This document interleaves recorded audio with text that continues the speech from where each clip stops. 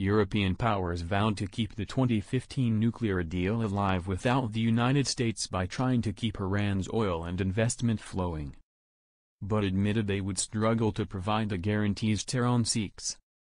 British, French and German foreign ministers, along with the EU's top diplomat, discussed the next steps with their Iranian counterpart. A week after U.S. President Donald Trump abandoned the pact, he branded the worst deal ever and reimposed U.S. sanctions on Iran. "We all agreed that we have a relative in intensive care and we all want to get him or her out of intensive care as quickly as possible," EU Foreign Policy Chief Federica Mogherini told reporters after the 90-minute meeting. She said all sides had agreed to find practical solutions over the coming weeks.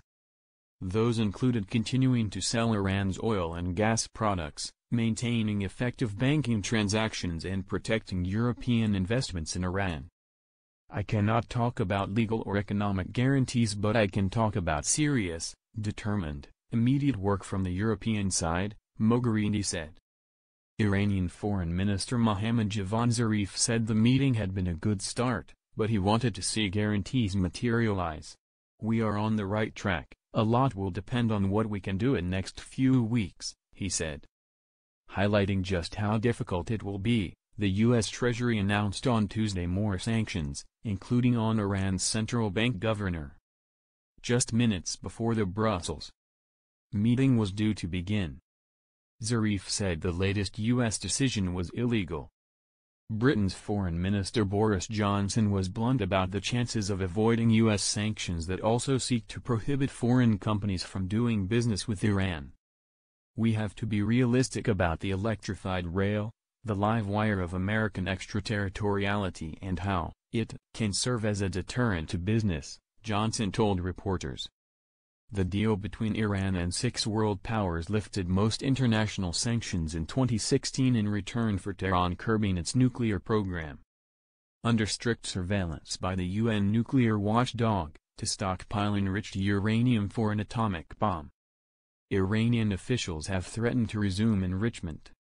Trump denounced the accord, completed under his predecessor Barack Obama, because it did not cover Iran's ballistic missile program, its role in Middle East conflicts, or what happens after the deal begins to expire in 2025.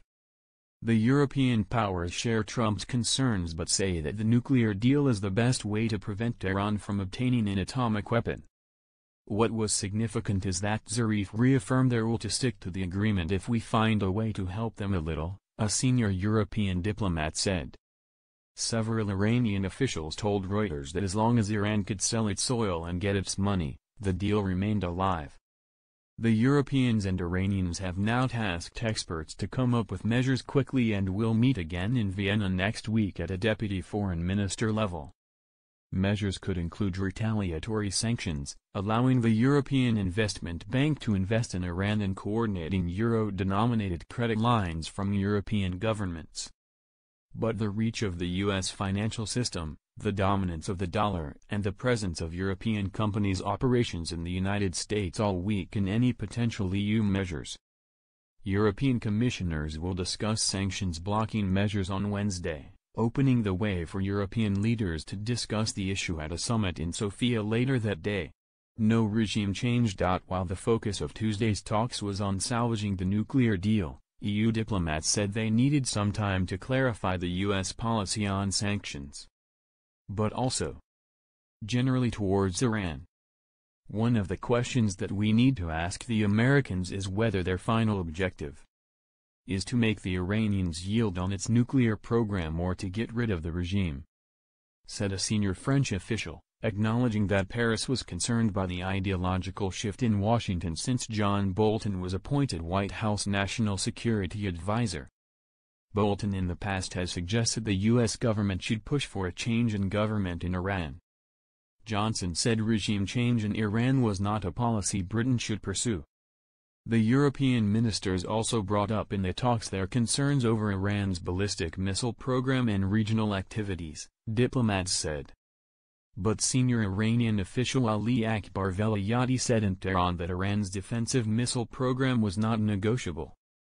Annulment of the accord could tip the balance of power in favor of hardliners looking to constrain pragmatist President Hassan Rouhani's ability to open up to the West. If it falls apart, he could become politically vulnerable for promoting the accord. Supreme Leader Ayatollah Ali Khamenei, not Rouhani, has the last say on all state matters.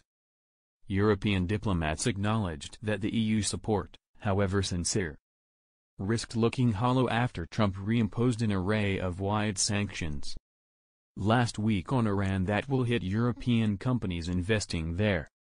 "Let's not fool ourselves that there are dozens of things we can do," said a senior European diplomat. "We don't have much to threaten the Americans."